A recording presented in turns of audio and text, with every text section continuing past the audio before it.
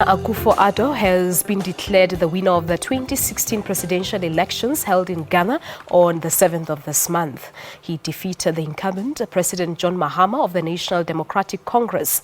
Akufo-Addo garnered almost 54% of the total vote cast against the incumbent, President John Mahama's 44%. Mahama conceded defeat and promised to respect the will of the voters. Akufo-Addo will be sworn in January next year. To talk to us about these developments, we joined in our studios in Pretoria by Dr Emmanuel Owusu-Sekyere. Dr. Sekyere, good morning to you and welcome to Morning Live. Good morning, Palesa. Good morning to your viewers as well. Thank you so much for coming through, Doctor. Now, let's just trace back the history of Ghana back to 1957 when it first gained its independence from Britain under President Nkrumah. How has the country been performing? Well, first of all, our story has not always been that rosy. We've had 3 democratically elected governments thrown out of office by the military on 3 occasions between 1957 and 1992. Dr. Nkrumah himself was thrown out of office in 1966.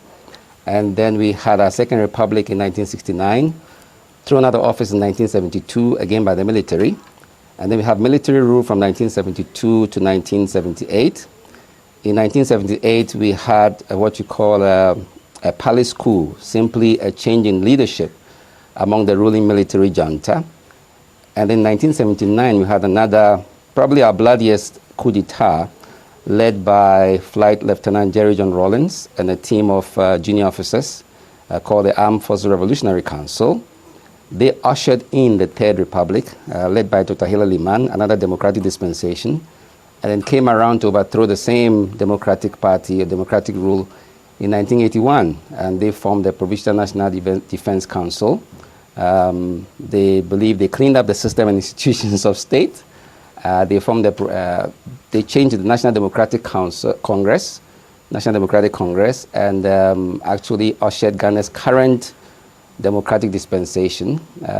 They won 2 terms in office, 4 years each, and after which they lost to our largest opposition party, the New Patriotic Party, led by President Kufuor, who also won 2 terms in office.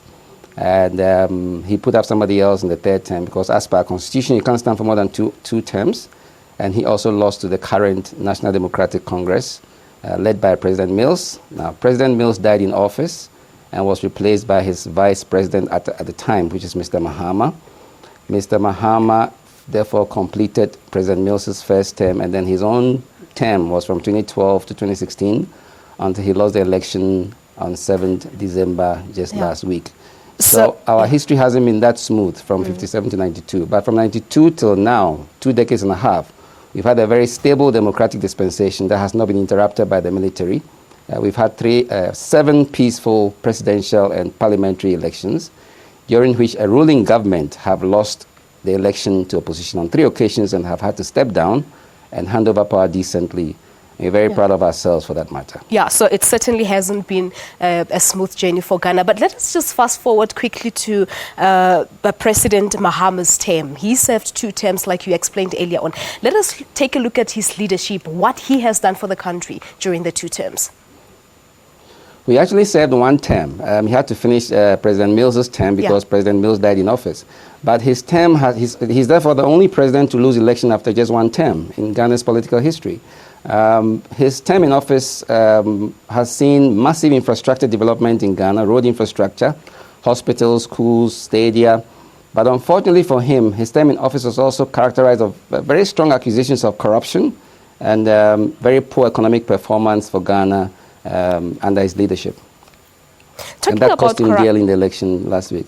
Yeah, talking about corruption, former President Jerry Rawlings actually congratulated Akufo-Addo, saying that the country has shown confidence in him as a person who can fight corruption. Corruption in Ghana is relatively low when compared, of course, to other countries here in the African continent, even though there's a growing perception in Ghana that corruption is on the rise. Well, corruption at any level is bad enough, whether it's lower than other countries or not. But Nana Akufo-Addo was once the Minister of Justice and Attorney General for Ghana, and also the Foreign Minister of Ghana. So he's known for his anti-corruption drive. So there's a very high level of positive expectations that he would handle the corruption canker in Ghana. We have very strong corruption watch institutions. We have the Commission for Human Rights and Administrative Justice. We have the Economic and Organized Crime Unit. We have the Ghana Integrity Initiative, which is our local version of Transparency International. We have very strong civil society organizations as well that watch corruption. So with the right leadership from Nana Akufo-Addo, being a former Attorney General and Minister of Justice, the expectation is that he will empower them adequately to work properly and also bring corruption under control. And it certainly looks like the people from Ghana were very much interested in these elections. I mean, they even started a hashtag on Twitter saying that a certain news network was not reporting proper factual facts about Ghana. Yes, we have a very active electorate. We have freedom of speech. We are very vocal and very literate electorate. And we're very concerned about the negative media about African countries in general. You know, Ghana was the first country to be independent. And there's a tradition in Ghana where we are very concerned and very proud of the continent and very concerned about negative press about the continent, especially when it's not accurate. So people took to social media to quickly correct this huge media house to get their story straight. Yes. All right, Dr. Emmanuel, that's where you're going to leave it. But thank you so much for your insight. Thanks for having me.